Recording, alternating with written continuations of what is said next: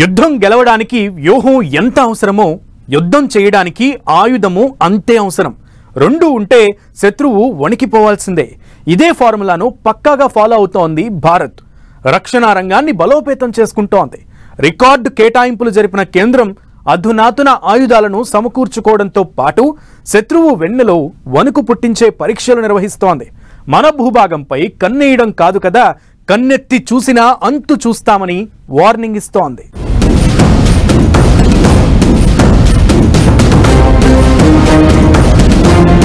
China చెంప చెల్లుమనేలా, పాకుకు వణుకు పుట్టేలా military super power గా ఎదుగుతోన్న భారత్. రక్షణ రంగం అమ్ముల పొదిలోకి ఆధునిక ఆయుధాలు. శత్రు దేశాలు కన్నింగ్ వేషాలు వేస్తే ఇక ఖతమే. ఆర్థిక వ్యవస్థతో పాటు రక్షణ రంగం ఎంత స్ట్రాంగ్ గా ఉందన్న దాని మీదే దేశ అభివృద్ధి ఆధారపడి ఉంటుంది. ఈ నియమాన్ని భారత్ పక్కాగా ఫాలో అవుతోంది. ఆర్థిక వ్యవస్థను అభివృద్ధి పదంలో నడిపించే ప్రయత్నం చేస్తూనే రక్షణ రంగ పరంగా భారత్ ను సూపర్ పవర్ గా నిలిపే ప్రయత్నం చేస్తోంది. నిన్న హైపర్సోనిక్ మిసైల్, ఇప్పుడు సబ్మెరైన్ లాంచ్ అణు బాలిస్టిక్ క్షిపణి. సక్సెస్ఫుల్ ప్రయోగాలతో శత్రువు గుండెల్లో దడ పుట్టిస్తోంది భారత్. భారత్ కు చెందిన అణు జలాంతర్గామి ఐఎన్ఎస్ అరిఘాత్ నుంచి మొదటిసారి K4 బాలిస్టిక్ క్షిపణిని విజయవంతంగా ప్రయోగించింది. ఈ క్షిపణి 3500 కిలోమీటర్ల రేంజ్ ను ఈజీగా టార్గెట్ చేసింది. ఈ ప్రయోగం దేశ రక్షణ సామర్థ్యాల్లో ఓ మైలురాయి. భారత్ అణు నిరోధక శక్తిని పెంచే సామర్థ్యం ఉంది.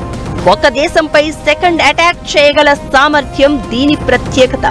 అంటే శత్రు దేశాలు మనపై అటాక్ చేస్తే మనం భూమిపై తిరిగి అటాక్ చేసేందుకు పరిస్థితి సహకరించినప్పుడు సబ్మెరైన్ నీటి అడుగు నుంచి దీని సహాయంతో ప్రతిదాడి చేయొచ్చన్నమాట. Bharat no first use nuclear పాలసీకి స్టిక్ అయ్యింది. అయితే ఒకవేళ శత్రువులు ముందుగా దాడి చేస్తే మాత్రం ధీటుగా సమాధానం ఇచ్చేందుకు ఇలాంటి క్షిపణులను కలిగి ఉండడం ముఖ్యం. దీంతో రక్షణ వ్యవస్థను మరింత పటిష్టం చేసే దిశగా భారత్ అడుగులు వేస్తోంది. దీనిలో భాగంగా ఇండియన్ నేవీ మిసైల్ సిస్టమ్ ను మరింత బలపరిచేందుకు K4 బాలిస్టిక్ క్షిపణి లాంటి ప్రయోగాలు చేపడుతోంది.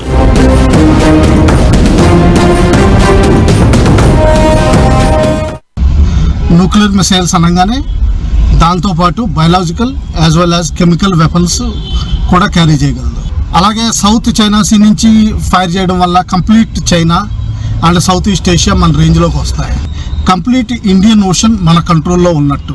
ఈ మిసైల్ టెస్ట్ ఫైర్ని ఆ విధంగా చూడాలి తప్పితే కానీ ఇంటర్నేషనల్ రిలేషన్స్ తోటి ముడిపెట్టడం మంచిది కాదు. K4 SLBM ఒక ఇంటర్మీడియట్ రేంజ్ సబ్మెరైన్ లాంచ్ అణు బాలిస్టిక్ క్షిపణి. ఇది నేవీకి చెందిన అరిహంత్ క్లాస్ సబ్మెరైన్లలో ఇన్స్టాల్ అయి ఉంటుంది. గతంలో ఇండియన్ నేవీ K-15 ను ప్రయోగించింది. ప్రస్తుతం K4 దానికంటే చాలా మెరుగైన, మరింత ఖచ్చితమైన విన్యాసాలు చేయగల క్షిపణి.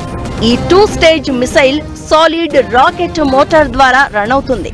దీనిలోని ప్రొపెల్లెంట్ కూడా సాలిడ్ గా ఉంటుంది. దీని ఆపరేషన్ రేంజ్ 4000 కిలోమీటర్లు. ప్రస్తుతం దేశ రక్షణ దళంలో బాలిస్టిక్ క్షిపణులను పేల్చగల సామర్థ్యాన్ని కలిగి ఉన్న 2 అణు సబ్మెరైన్లు ఉన్నాయి. ఇదివరకే సేవలు అందిస్తున్న ఐఎన్ఎస్ అరిహంత్ తో పాటు ఆగస్టులో ఐఎన్ఎస్ హరిఘాట్ చేరడంతో అణు సబ్మెరైన్ వ్యవస్థ మరింత బలోపేతమైంది. వరల్డ్ వైడ్ గా బాలిస్టిక్ క్షిపణులను ప్రయోగించగల అణు జలాంతర్గాములు కలిగి ఉన్న దేశాల్లో భారత్ ఆరోది. ఇండియా కంటే ముందు America, Russia, UK, France, China ఉన్నాయి. చైనా వేషాలను దృష్టిలో పెట్టుకుని భారత్ ఇలాంటి ప్రయోగాలు చేస్తోంది. దీర్ఘ శ్రేణి హైపర్సోనిక్ క్షిపణిని భారత్ ఇప్పటికే సక్సెస్ఫుల్ గా ప్రయోగించింది. జపాన్, జర్మనీ, ఫ్రాన్స్ వంటి దేశాలు ఇంకా ప్రయోగ దశలోనే ఉన్న హైపర్సోనిక్ పరీక్షల విషయంలో భారత్ ముందడుగేసింది. మోడర్న్ వార్ఫేర్ లో హైపర్సోనిక్ క్షిపణులు కీలక పాత్ర పోషిస్తాయి.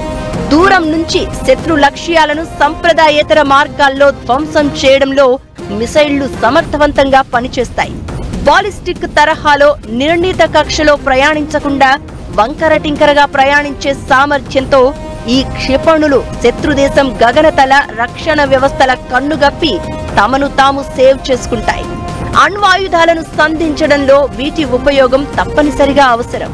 1500 కిలోమీటర్ల దూరంలో ఉన్న లక్ష్యాలను ఛేదించగల సామర్థ్యం హైపర్సోనిక్ క్షిపణికి ఉంది. పలు రకాల వార్ హెడ్లను అమర్చే అవకాశం ఉంది. శబ్దంతో పోలిస్తే 5 వేగంతో వెళ్లి శత్రు లక్ష్యాలను ఛేదిస్తుంది. ఇలా నిన్న హైపర్సోనిక్ మిసైల్, ఇప్పుడు సబ్మెరైన్ లాంచ్ అణు బాలిస్టిక్ క్షిపణి శత్రు దేశాలకు చెమటలు పట్టించేలా రక్షణ రంగాన్ని పటిష్టం చేస్తోంది భారత్.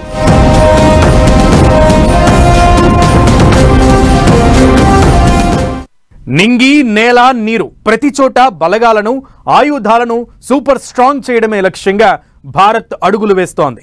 రక్షణ రంగ కేటాయింపులు భారీగా పెంచింది.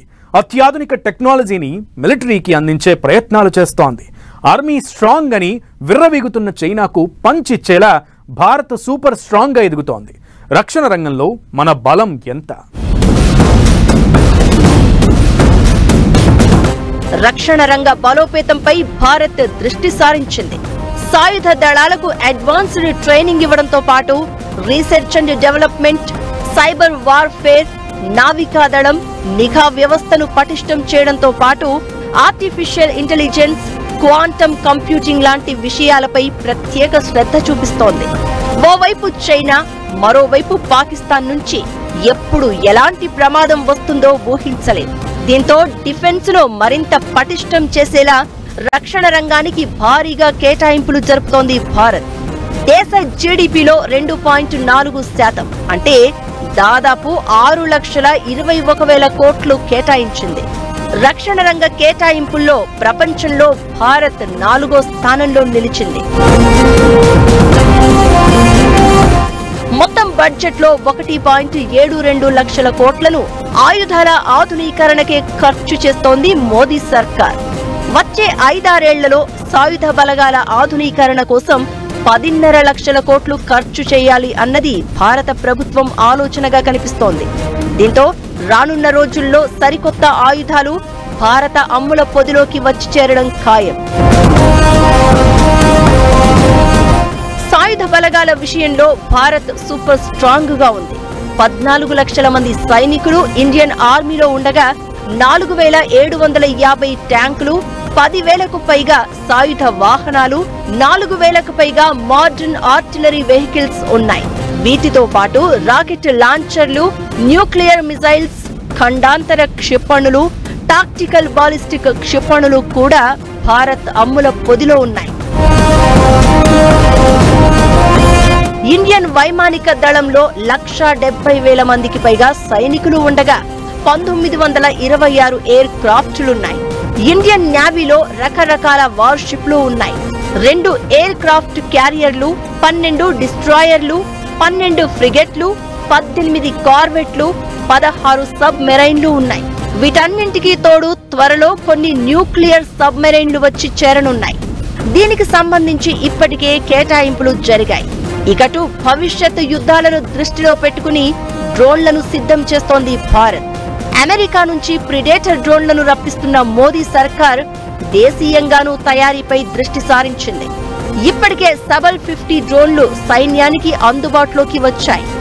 ఆయుధాలు, విమానాలు, క్షిపణులను దిగుమతి చేసుకునే స్థాయి నుంచి సొంతంగా తయారు చేసుకునే స్థాయి వరకు ఎదిగింది. దేశీయంగా డిఫెన్స్ రంగ ఉత్పత్తుల తయారీపై భారత్ సర్కార్ దృష్టి సారించింది. కేవలం న్యూక్లియర్ మిసైల్స్, లాంగ్ రేంజ్ మిసైల్సే కాదు, మనకి సొంత విమానాలు చేసుకోగలిగే కెపాసిటీ రావాలి. అలాగే సొంత nuclear submarines, ships, air craft carriers దగ్గర నుంచి destroyers, especially landing craft utility అంటే మనం యాంఫీబియస్ ఆపరేషన్స్ అండర్టేక్ చేసే విధంగా ఇటువంటి వాటిని డెవలప్ చేయాల్సి ఉంటుంది. రక్షణ రంగంలో ఆత్మ నిర్భర్ భారత్ కు పెద్దపీట వేస్తూ ఉండడంతో భారత రక్షణ వ్యవస్థ మరింత స్ట్రాంగ్ గా మారుతోంది. 2024 ఆర్థిక సంవత్సరంలో 1,27,000 కోట్ల డిఫెన్స్ ఉత్పత్తులను తయారు చేశారు. ఇప్పటి వరకు రక్షణ రంగం కోసం భారత్ రష్యాపైనో మరో దేశంపైనో ఆధారపడింది. ఇప్పుడు మాత్రం స్వయం సమృద్ధి దిశగా అడుగులు వేస్తోంది. ఆత్మ నిర్భర్ లో భాగంగా 100కు పైగా యుద్ధ విమానాలు తయారు చేస్తున్నారు. ఇకటు సరికొత్త సాంకేతిక సామర్థ్యాలను వినియోగించుకుని భారత్ మరిన్ని వ్యూహాత్మక క్షిపణులను అభివృద్ధి చేస్తూ క్షిపణి వ్యవస్థకు పటిష్ట పునాది వేస్తోంది. ఎలా చూసినా భారత్ సూపర్ పవర్ గా ఎదుగుతోంది. శత్రు దేశాల ఆటలకు ఇక చెక్ పడడం ఖాయంగా కనిపిస్తోంది.